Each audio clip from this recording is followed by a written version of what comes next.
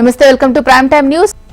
తెలంగాణ ఆషాఢ మాసం బోనాల ఉత్సవాలు రేపటి నుంచి ఘనంగా ప్రారంభం కానున్నాయి. తొలి రోజు గోల్కొండ శ్రీ జగదాంబ మహంకాళి దేవాలయంలో తొలి బోనాలు, తొట్టెల, రథం ఊరేగింపు, మెట్ల పూజతో ఉత్సవాలు ప్రారంభమవుతాయి. వరుసగా జంట నగరాల్లోని పలు ఆలయాల్లో కొనసాగనున్న బోనాల ఉత్సవాలు ఆగస్టు 4న ఇదే జగదాంబ మహంకాళి ఆలయంలో కుంభ హారతితో ముగుస్తాయి. జులై 9వ తేదీన బల్కంపేట ఎల్లమ్మ కళ్యాణోత్సవం నిర్వహిస్తారు. 14న సికింద్రాబాద్ ఉజ్జయిని మహంకాళికి, 21న లాల్ దర్వాజా శ్రీ సింహవాహిని అమ్మవారికి బోనాలు సమర్పిస్తారు. బోనాల ఉత్సవాల ఏర్పాట్లపై మంత్రులు కొండా సురేఖ, పొన్నం ప్రభాకర్లు సమీక్ష నిర్వహించారు. తెలంగాణ బోనాల దశాబ్ది ఉత్సవాల పేరుతో నిర్వహించేందుకు ప్రభుత్వం 20 కోట్ల రూపాయలు కేటాయించనున్నట్లు మంత్రి కొండా సురేఖ వెల్లడించారు. ప్రభుత్వం ఎన్ని ఏర్పాట్లు చేసినా ఉత్సవాల విజయవంతానికి హైదరాబాద్ ప్రజల సహకారం అవసరమన్నారు మంత్రి పొన్నం ప్రభాకర్. ప్రభుత్వం ఎన్ని కార్యక్రమాలు చేపట్టినా స్థానికంగా హైదరాబాద్ ప్రజల సహకారము, అందులో భాగస్వామ్యం లేకపోతే కార్యక్రమం విజయవంతం అవడం అనేటువంటిది ఇబ్బంది అవుతుంది. కాబట్టి మరొకసారి ఈ రోజు ఈ చెక్కుల పంపిణీ కార్యక్రమం రోజు కూడా హైదరాబాద్ నగర ప్రజలందరూ కూడా ఇది హైదరాబాద్ గౌరవానికి, హైదరాబాద్ సంస్కృతికి, ఈ యొక్క సాంప్రదాయానికి జరిగేటువంటి ఉత్సవంలో స్థానికులందరూ అన్ని రకాలుగా భాగస్వామ్యం తీసుకోవాలి. ప్రభుత్వం అందుకు మీకు ఏ ఇష్యూ ఉన్నా ప్రభుత్వ తరఫున అన్ని శాఖలకు సంబంధించి అధికారులను ఆదేశించడం జరిగింది. వాళ్ళందరూ కూడా ఆయా ఏర్పాట్లు చేసి ఏదైనా చిన్న పెద్ద జాతరలో జనం ఎక్కువైనా స్థానికంగా అందరూ కూడా దాన్ని విజయవంతం కావడానికి, శాంతి భద్రతలు కాపాడుకోవడానికి, మన గౌరవాన్ని రెట్టింపు చేసుకునే విధంగా అందరి భాగస్వామ్యాన్ని పంచాయతీరాజ్ గ్రామీణాభివృద్ది శాఖ బడ్జెట్ ప్రతిపాదనలపై సన్నాహక సమావేశం జరిగింది. తెలంగాణ డిప్యూటీ సీఎం ఆర్థిక మంత్రి మల్లు భట్టి విక్రమార్క, గ్రామీణాభివృద్ది శాఖ మంత్రి సీతక్క అధ్యక్షతన సమావేశమయ్యారు. సంవత్సరానికి అవసరమైన బడ్జెట్ ప్రతిపాదనలను ఆర్థిక శాఖకు, పంచాయతీరాజ్ గ్రామీణాభివృద్ది శాఖలకు అందించారు. ఆర్థిక సంవత్సరానికి 51,000 కోట్ల బడ్జెట్ ను PR&RD ప్రతిపాదించింది. చేయూత పథకానికి 22,000 కోట్లు అవసరమవుతాయని, కావున నిధుల కేటాయింపు పెంచాలని కోరింది. గ్రామీణ రహదారులకు బడ్జెట్ రెట్టింపు చేయాలని ఆర్థిక శాఖకు నివేదించింది. మహిళా స్వయం సహాయక సంఘాల లోన్ బీమా, ప్రమాద బీమా కోసం అవసరమైన నిధులను బడ్జెట్లో కేటాయించాలని విజ్ఞప్తి చేశారు.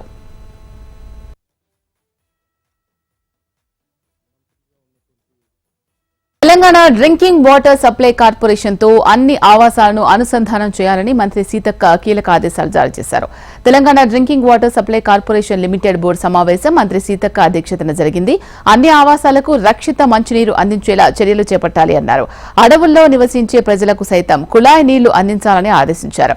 అడవుల్లో విద్యుత్ లైన్లు వేసేందుకు కేంద్ర అటవీ శాఖ అనుమతులు ఇవ్వడం లేదని, అడవుల్లో ఉన్న ఆవాసాల్లో సోలార్ ప్లాంట్స్ ఏర్పాటు చేసి బోర్ల ద్వారా తాగునీటి సౌకర్యాన్ని కల్పించాలని ఆదేశించారు. నీటి సోర్స్ పాయింట్లు దగ్గరలో ఉండేలా చూసుకోవాలి అన్నారు. గ్రామ పంచాయతీల్లో ఓవర్ హెడ్ ట్యాంకులు ప్రతి 15 రోజులకు శుభ్రపరచాలని సూచించారు. ప్రభుత్వం సరఫరా చేస్తున్న తాగునీటిని వినియోగించే విధంగా ప్రజలకు నమ్మకం కలిగించాలని అధికారులకు మంత్రి సీతక్క ఆదేశాలు జారీ చేశారు.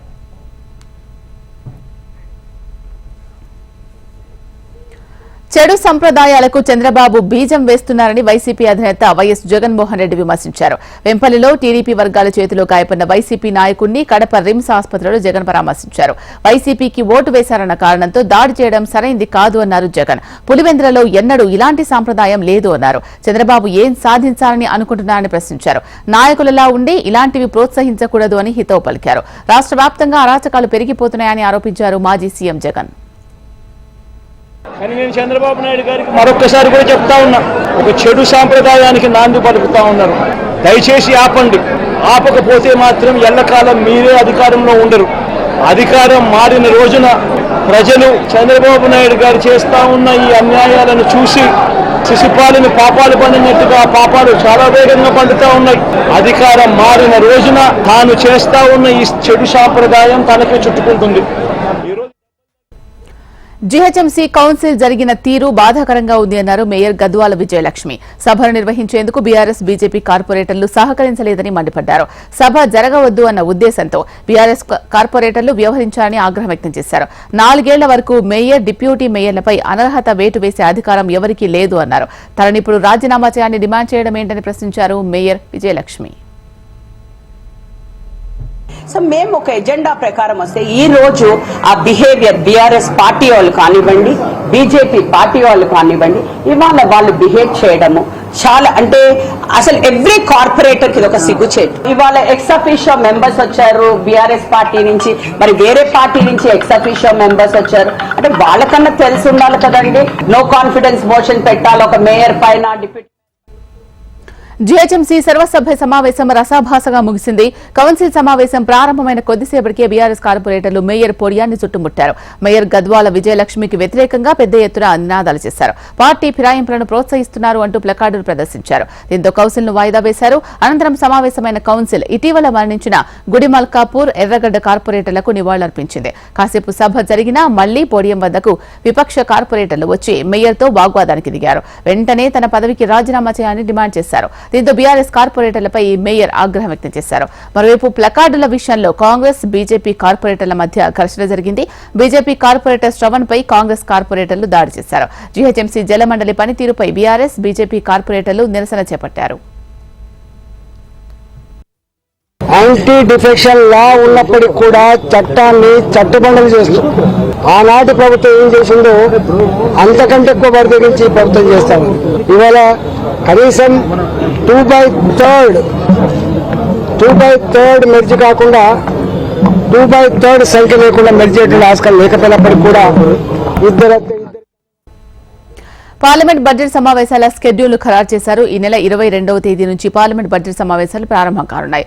మరుసటి రోజైన 23వ తేదీన 2024-25 వార్షిక బడ్జెట్ను కేంద్ర మంత్రి నిర్మలా సీతారామన్ లోక్సభలో ప్రవేశపెడతారు. ఆగస్టు 12 వరకు ఈ పార్లమెంట్ బడ్జెట్ సమావేశాలు కొనసాగుతాయి.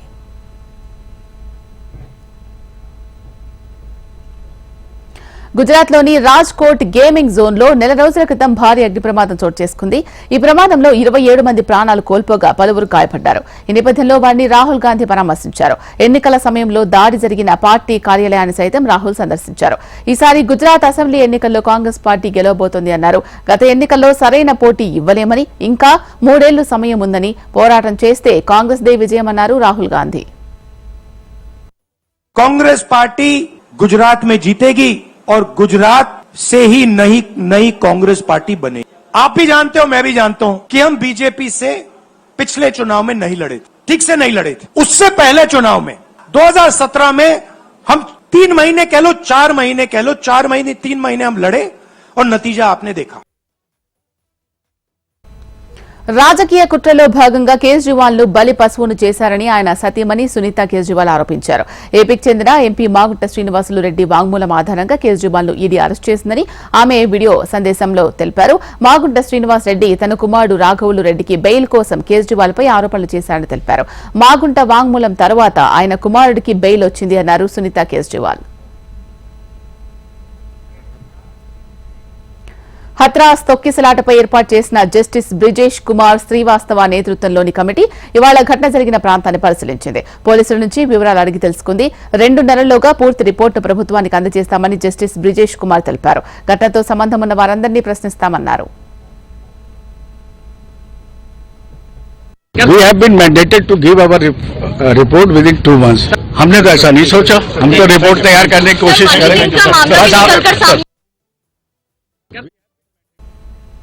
ఇవి బులెటిన్ విశేషాలు. చూస్తూనే ఉండండి హెచ్ఎం టీవీ. వార్త ఆగదు, నిజం దాగదు.